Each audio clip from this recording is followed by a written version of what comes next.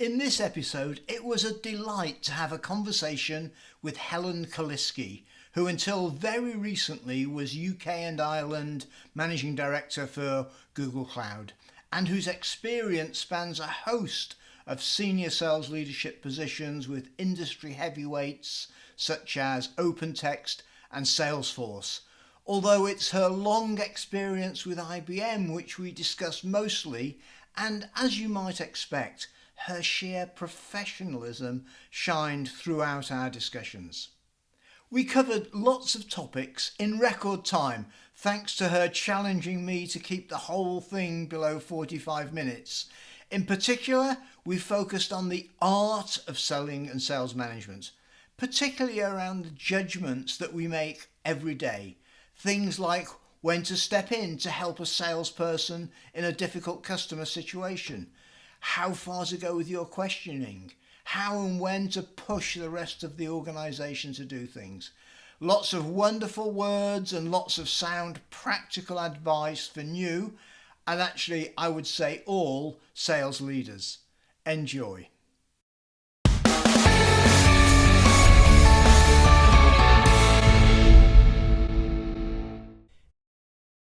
So Helen, thanks ever so much for finding the time to come on the podcast. It's a great pleasure for me. Looking forward to this. Can we start? My standard first question is could you just tell us a little bit about your journey, particularly how you first got into sales leadership? So how was that for you?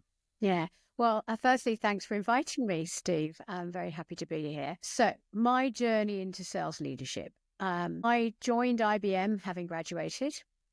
And took the path of being a systems engineer, as they were called now, under different names for the similar sort of role that I did some time ago. I was actually fortunate enough that actually I was offered a role in sales straight away, but I thought actually too young and I need to really understand what it is that IBM does and therefore IBM sells before I then go and try and sell it. So I was a systems engineer for a few years and then I was offered sales roles. And again, I was very privileged. I had a choice, a kind of account management on the one hand versus product sales on the other. I decided I wanted to do product sales because my view was it'll really give me an idea about whether I like doing this, I want to do this, and I'm good at it. Whereas I think account management, it's more relationship based and it can be more complex, right? Yeah. So that's what I went to do. And I went to sell Unix products. And fortunately for me, the market was really growing. So I sort of rode on that wave and, I proved myself in selling, really lots of fun, love selling, love winning a deal and was trusted to deliver a forecast. I think that was very important to show that I would deliver the number I said I was going to deliver. I think that's really important wherever you are in a company, it's in sales. I liked working with people, was able to, I think, demonstrate good judgment. Good judgment is kind of a theme I have, Steve, in this, right?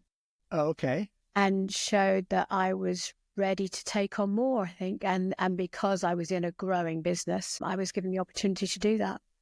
Oh, okay. Okay. So if I can just come back on, so you went in as an SE, which I guess is you're kind of a pre-sales type of role, more technical role. And do you think that helped you having that technical underpinning? Because a lot of is quite common, but I think less common these days to have that technical foundation before moving into sales. Yes, I think it was really important. It was really important for me because if you think about it, then it was a number of years ago, Steve, that we were selling to technical, the buyer was technical. So in being able to relate and have a technical conversation was very important. Right. My view. Okay. And you said, account management is more relationship based. I guess with that technical background, going into more of a product sale is probably an easier step. I don't know, but I think it's in one sense it's an easier step because your role is more clear. You're there. Okay. I think from an account management perspective, you've got probably more balls in the air, more things to consider. It's more complicated. So I think you're probably right, Steve. There's more clarity around the role of a product.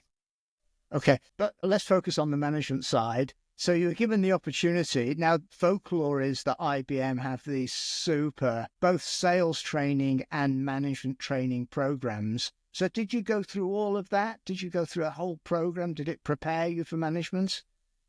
Yes. So the training I had for sales was you'd go in on a 2-week course. Well, actually, it would span a number of months, but you'd end up in a 2-week course with a number of presentations to give and role plays to do, and it would be pass or fail. I mean, it was quite terrifying, to be honest. Yeah, yeah. But incredibly good experience. And the thing that I always really remember about it is taught you the ability to ask questions, the art of asking questions. Yeah. And that to me is fundamental in sales. Yeah.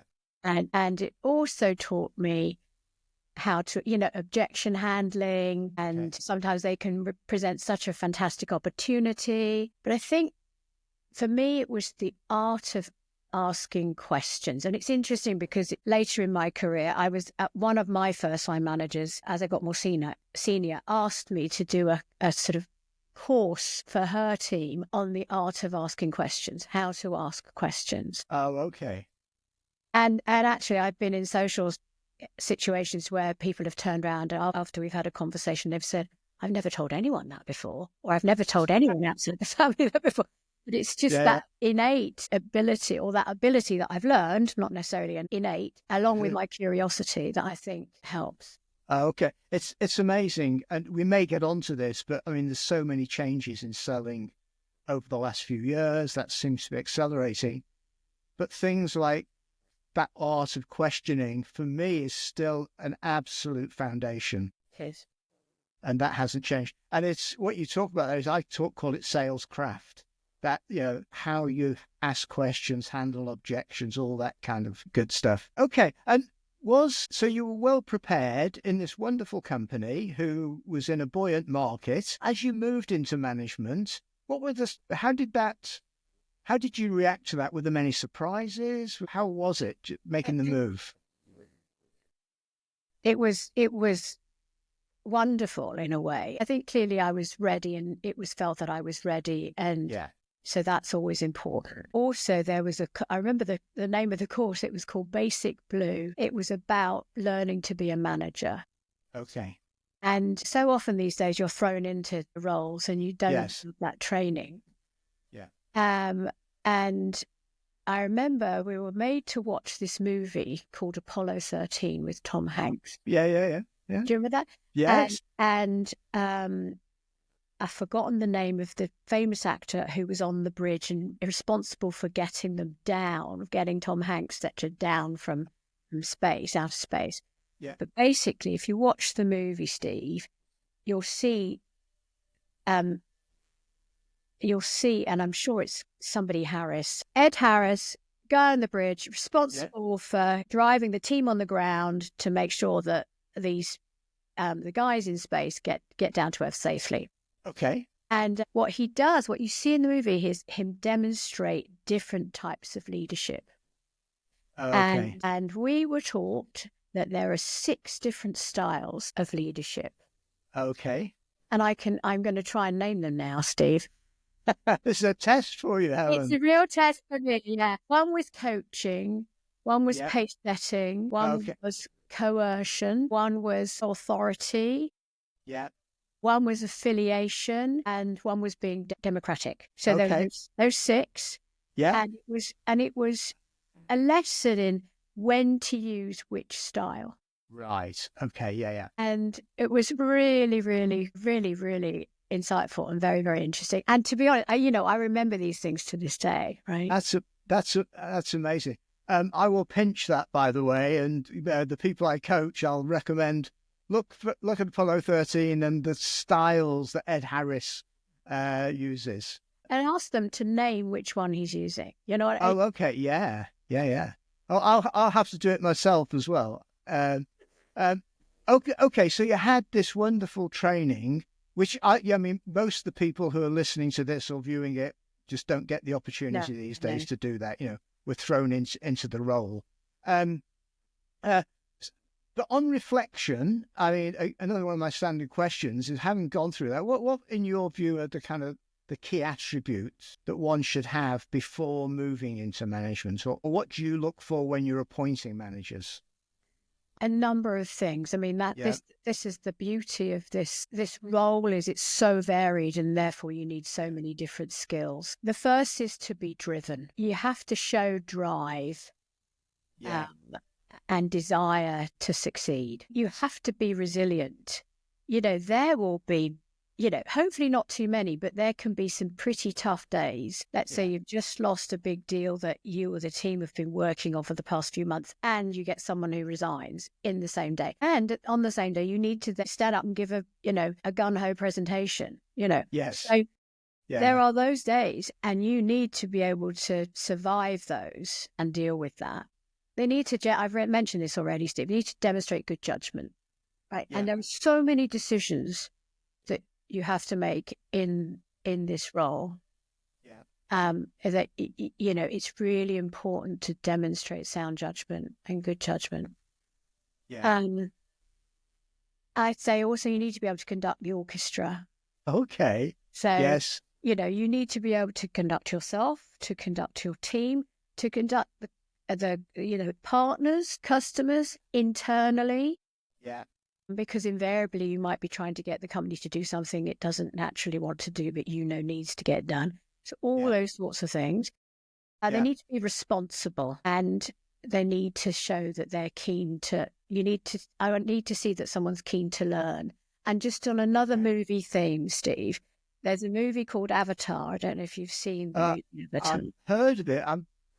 Have I seen it? I think I've seen it. Put it on your list. I've got it. I've written it down. Yeah. And Moat, who is the mother of the heroine in the movie, says a line. She says, "It is hard to fill a cup which is already full." So what she's basically saying is, continue to learn. You don't know everything. It's good to see someone who understands that they don't know everything and is keen to continue to learn. Yeah. Well, a lot of people now refer to that as a growth mindset. Yeah. And there's tests and things around that. Okay. Oh, that's fascinating. Is that the end of the list? Just say the other thing that I just want to add, it may not be your best salesperson that you're appointing. It may not be, because what you're looking for is the package, the whole package. Yeah. And that might not be your best salesperson. Yeah, I mean, I've had that discussion a number of times, and a lot of people think, actually, you probably need to have somebody who's been reasonably good at sales and had the experience, but your best salesperson probably has some extraordinary talent that would be wasted in management and maybe not most. I don't know. Yeah, can I come back to you on a couple of those things? I think this is for me fascinating. When you said, I want to come back on judgment and the whole thing about the art of management, if you're okay with that. Mm-hmm. When you said be responsible, what does that mean? You might have a team of 8 or 10 or 6 or however many it is. You are responsible for those people. I had a call once, Steve, from a relative of someone who worked for me. Yeah. And they wouldn't speak to my assistant, and they insisted on speaking to me. And I thought, so I took a decision. This sounds important. I need to take this call. Yeah. It was this person telling me that her relative who worked for me had fallen off a cliff, 50 feet. Really? In Scottish Island somewhere. Okay. And he'd been airlifted to a hospital. Yeah. And wanted reassurance about certain things and wanted to let me know, etc. And it's so it's taking the call, it's being responsible, it's saying, right, okay, what does this person need to hear? What can I do to help this situation? Yes. Does that make sense? Yeah. And and a lot of the you are responsible for this team. Yes. And you live it every day. You have to live it every day. Yeah. Okay, I get that, Helen. What's interesting, because again, I have some difficult discussions sometimes with particularly new managers, the fact that you are responsible, but they're responsible as well. So when we talk about motivation, I mean, as a manager, you help them to motivate themselves, and you're responsible for getting them to motivate themselves. You're not going to do it. You're not going to make the sales for them. You're not going to get them motivated, but you are responsible for creating the conditions, doing whatever it is. So how do you square that, and how do you actually get your head around that, particularly as a new manager? I think because people struggle with this concept. I think for me, it's about making them feel part of the team. You know, your responsibility as a first line sales manager is to create an environment where everyone feels a responsibility to the team. And part of that, in my mind, is creating a vision for the team. So it's not about just about a group of individuals and it's about team and feeling that you are part of that team and you owe something to the team and you're all in it together. Yeah. That, to me, is very important. Right. Okay. And as the manager, you have certain responsibilities, which are your personal responsibility to create the environments and so on. But you share responsibility with other people as well. Yeah. Yes. Yes. Okay. Another interesting question, and I've had this debate with many people, so I just appreciate your view. As the leader of the team, are you one of the team in the sense that you're exactly the, is there a barrier between you and the rest of the team, or how does that work in your view? You treat your team with respect. Yes. And you treat your team as they are all equal. Yes. No favorites. Yeah. And I think there is a distance. There is especially in the office, there is a distance because you are their boss. Yeah. And you can't pretend that you're not. You are. Yes. You have an overarching responsibility. Yeah. So I think there is a distance. Yes. Yeah. I think it is a difficult one, particularly for people who've been promoted from within the team to manage that team. And all of a sudden, they're privy to information that they can't share. People treat them differently. So emotionally, it's something for as new managers to get their heads around. Yeah, I mean, I've always known them as being called battlefield appointments, right? Yeah. And I think maybe some years ago, you would try and avoid it. Maybe you'd think, I want to promote that person, but I'm going to take them out of the team first and then put them back in later. But yes, you're absolutely right. Sometimes that's not possible. And and I think you're right. I think particularly in smaller organisations where you don't have the flexibility and there is a reluctance sometimes to take a risk when you promote. I use the word promote, move somebody into a sales management job, and you don't want too many changes, put them into a new role and a new market, for example. Okay, I'd really love to, you've mentioned a couple of things which fascinate me. You talked about judgments, and you also talked about the art of asking questions. So one of the things I wanted to explore with you today, Helen, was, is it a science these days, or is it an art? I mean, we're encouraged. There's a lot of AI coming in. There's lots of tools. Take, for example, I don't know, understanding the pipeline. You've probably got your own models, but people use MedPick or used to use nutcases and Scotsman and all these kind of things. But it seems quite formulaic, particularly when you lay that on top of a quite detailed CRM. But so is the management job just, making sure you go through these checklists, or is there an art involved in this? Oh my goodness. I mean, the beauty of this job is it's both science and art. Right. Okay. So you've got the data, you've got what's in the system, but somebody would have they will have made a judgment call and they will have put it in the system. Right. And so if we go back to the reviewing and questioning, and your job as a first time manager is to, or any manager to be honest, in sales, is to interpret that data and what you're being told by your team in order to give a judgment on the business, the overall business. Right. But that's the beauty of sales. You've got the data on one hand and the science on one hand. Yeah. But it's all down to, interpretation and how people behave. And you'll know this, Steve, right? You get the people that forecast all sorts of dreams.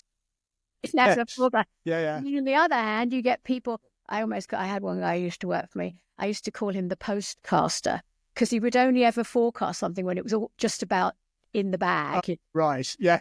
Yes. Yeah. You've got either end of the spectrum, and you're trying with coaching to bring your team closer to something sensible, but you still get those outliers.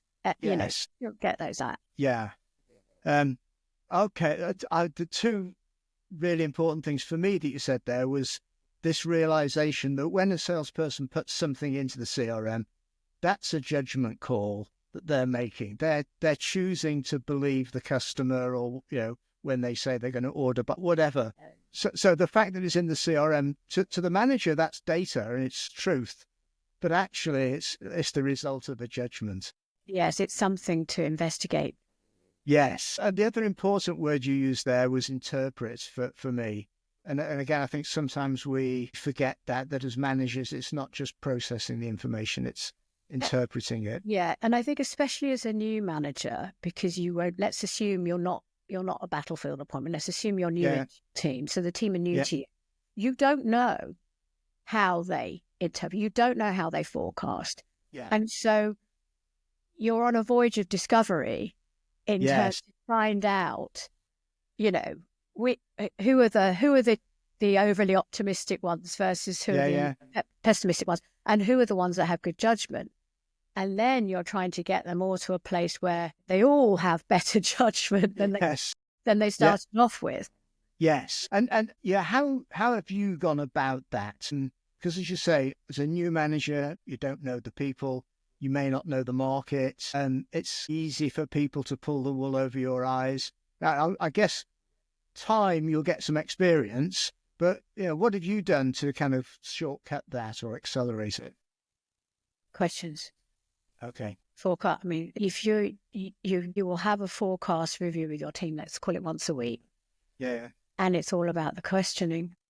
Yeah. And can they answer the question? Are they giving fulsome responses, even to the point where they're saying, I don't know the answer to that, and I know I need to, and I've gone and asked whoever at the customer or whatever. You've got to check that what they're putting in the system has legs, right? Yes. Yeah. And that's what you've got to do. And I think this is sometimes where you can really tell the weaker sellers from the really great sellers. And the weaker sellers, sometimes what they suffer from is they don't want to ask the customer the questions that they know they need to ask because they're almost scared of the answer, because they just want a yes all the time, right? So if they don't ask anything too difficult, then they get a yes, rather than uncover the objection and be able to handle it. Yeah. Or uncover the truth. Yeah. Yes, the truth. Yeah. Okay, so but can you go too far? Because there's obviously a judgment for you as the manager. You don't want it to be an interrogation. Well, maybe you do sometimes. Maybe you. I think but again, it's a judgment how you want the salesperson to perceive it. I think you want to make sure that they've got the message, so that actually that they understand they should have answers to these. If it's not going well, they should have answers to these questions that they don't. But one mustn't, and this is, I guess, happened. I don't think it happens so much now as it happened some years ago, but I am not in the game of humiliation. You do not humiliate people. Sure. And even if it means after the forecast call, you take them aside and you say, what do you think? How do you think that went? And then you have a discussion with them, because you praise people in public, but if there's a development discussion to have, then you have that in private. Yeah. Okay, and that's, I think, quite an important separation. What other areas of the job do you think require judgments that you've pondered over for yourself over the years? Oh, setting territories, setting quotas, salary increases, who to promote. Right. Or, all sorts of things. Yeah. Do I go on a sales call or not go on? Do I Yeah. leave the seller to be on the sales call? Or, Right. everything is, I mean, that's the beauty of it. Everything Yeah. is Yeah. is a is a judgment call. Oh, okay. And presumably, because we have lots of tools, you talk about who do we promote? Well, we've got 9-box models and HR people giving us checklists and stuff. But at the end of the day, you're a human being and you're making a judgment on another human But being. it's not a machine that makes a decision on whether Yeah. someone is a 7, 8, or a 9. Yeah. You know what I mean? You've still Yeah. got Yeah. the decision to make, even if Yeah. it's beautifully presented to you in a box. You think, okay, Yeah. Yeah. But so one of my observations for newish managers and for lots of people is that demonstrating that judgment takes some courage, because it's easy to say, well, last year he was a 6, we'll put him, HR are recommending, he should probably go to a 7. I'll just let that go. For you to come in with judgment that says, actually, no, I think it's a bit more or a bit less, and that does take some courage. Um, how how do you feel about that as a leader? How much courage is? I think it's moral courage. Maybe is a better way of putting it. yeah. And I think you're there as a first-line manager. You've got to have the raw materials to be able to do that and have Yeah, courage and be willing to stand up and be willing to be lonely sometimes, right? Because being a yeah, leader can be lonely sometimes. yes, yeah, Um, but you have this beautiful, varied role with lots of responsibility. You can impact a lot of people's lives, so yeah. yeah. Okay, okay. And is that you've mentioned that a couple of times? Is that what motivates you to want to be a manager? I mean, you're fantastic experience at lots of different levels, Yeah. but you clearly you have to be motivated to do that. Is it? I think um my philosophy on leadership is that I am in service of my team. Right. Now, this isn't about my team making me the hero. If I can lift a team of, let's call it a team of 10, Yeah. then I'm going to do a lot more for the business than if they're all supporting me to look like a hero. Yeah. Yeah. And also, I think it drives a better work environment. Everyone's in it together. Everyone's Yeah. teaming. Yeah. And it's a fantastic feeling to lift the team, Yes. to see Yeah. people progress, to see people do tough stuff. Was it Eleanor Roosevelt said you should do one difficult thing every day? She Okay. said I, one difficult thing. I kind of remember that quote. Yeah.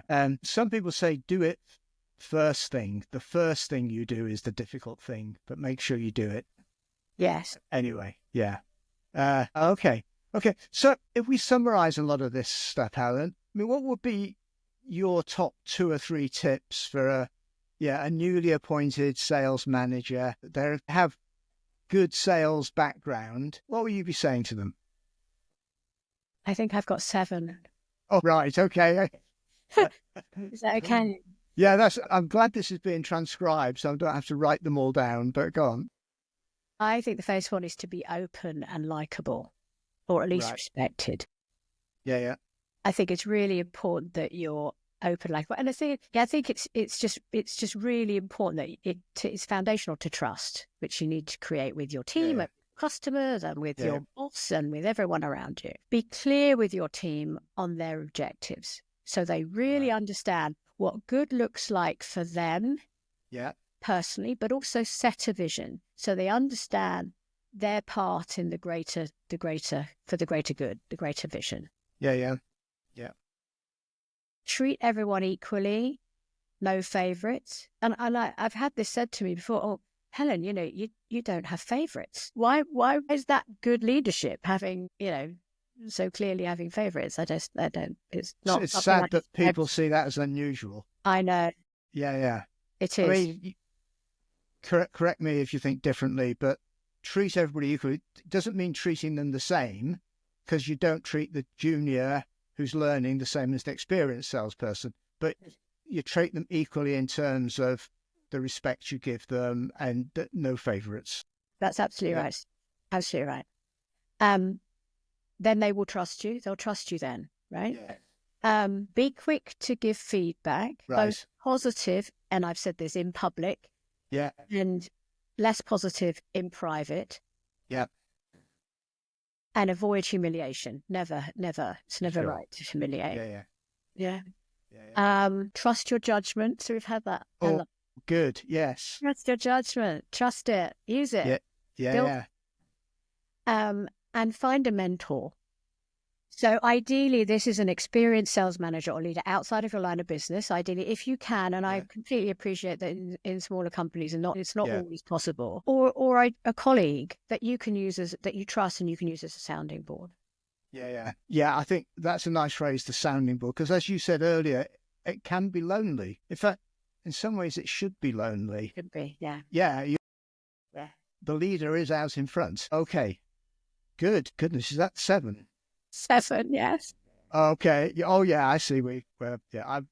Okay. Trust your judgment. I'm going to keep that. That is really resonating with me, because it's as the role develops and changes with technology and stuff, it's still probably the most valuable role in any organization. It's where change happens at the first line manager level. And if you don't apply your own judgment, you're not adding any value. And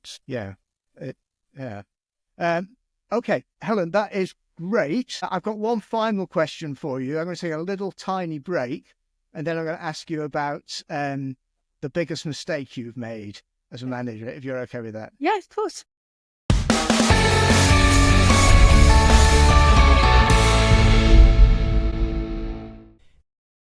Bonus question.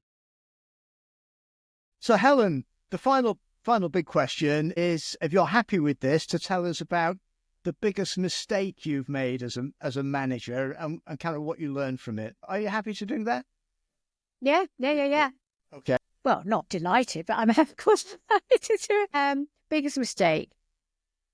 I think it was appointing someone to fill into a role, to fill a gap. I felt the pressure to get this hiring done, and it's where I didn't demonstrate good judgment. And actually, the better judgment would have been to not appoint, to wait. And sometimes I think what happens, Steve, is you're concerned that the slot will go, or, the hiring slot will go, or because things change all the time. We operate in a very dynamic way, in a dynamic world. And I think I probably, felt that too much pressure of that, and therefore fell into the trap of putting someone into a role that I shouldn't have done. And of course, what happens then is it takes a long time to unpick.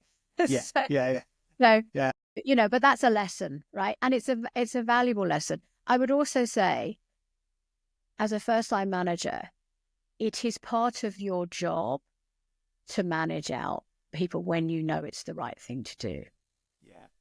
It is your job. And so you have to understand that. And there's a silver lining at the end of it, which is once you do manage someone out, as long as you're doing it in the right way, which I'm sure you will, it lifts the team, because because everyone knows what's going on, and it will lift the team, and they'll think, this is almost like a reward for all the hard work that they're doing, and because they feel part of a high performance team, right? So I think it's really important. Yeah, I my experience is, the individual themselves normally knows, and like most managers, I remember like it's yesterday, the first person I had to manage out of the business, and I didn't sleep. But when we actually had the conversations, the person involved was relieved. Because they knew in their hearts of hearts it wasn't working. And so we had an adult conversation, but it's difficult. It's difficult. And a lot of people get a lot of pressure to hire quickly. But as you say, once you've made that mistake, you rarely do it again. What about your biggest triumph? What are you most proud of in your career? Well, I think it goes. I mean, there's a number of things, and I think that's the beauty of the role, really. Turning a business around, right? Helping people progress their careers. Lift. I like to lift people, as I think I've mentioned. Yeah. Yes. And also convincing the company to the company that I've worked in, and I've done it with all of them, to do something they don't really want to do, because I know it's to the benefit of the business and the benefit of the customer.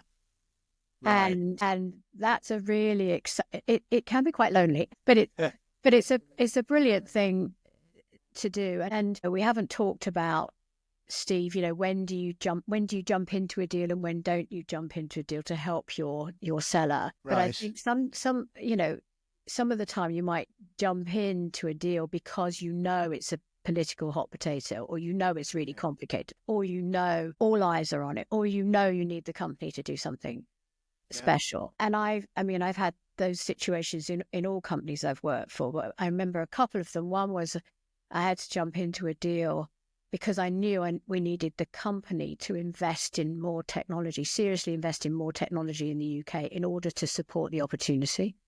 Right. Another one I jumped into because I knew that the deal, it was a big outsourcing deal, needed serious investment.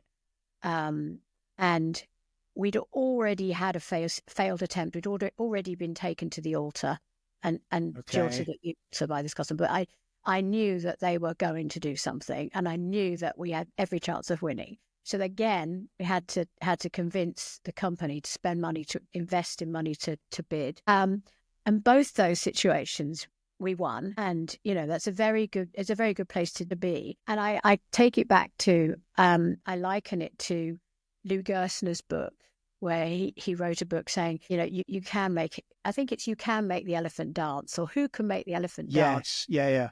Well, I've got the book.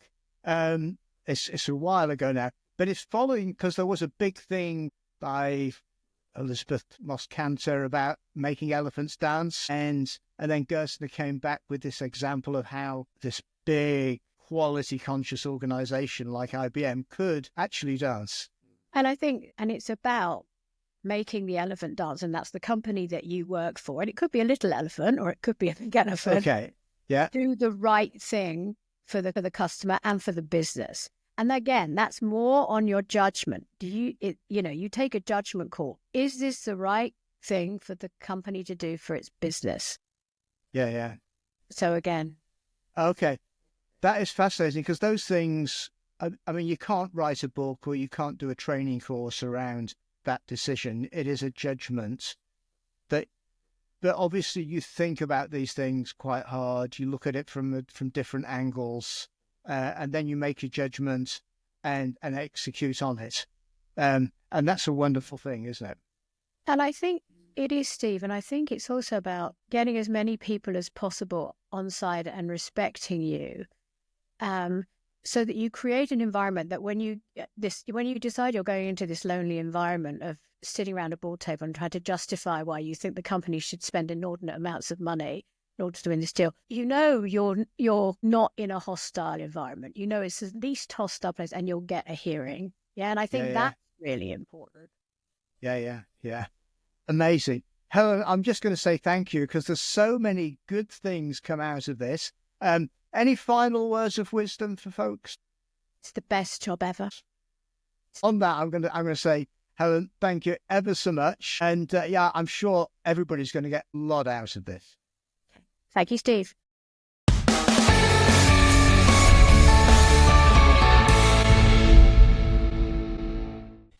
If you're an aspiring new or developing sales manager in complex business to business, or you know of someone who is, you may want to go to www.realsalesmanager.com to learn about our unique blend of training and coaching to help aspiring sales managers to decide if it's right for them and how to go about getting a job, to help new sales managers get as effective as possible, as quickly as possible, and to help developing sales managers with a personalised program to improve specific skills.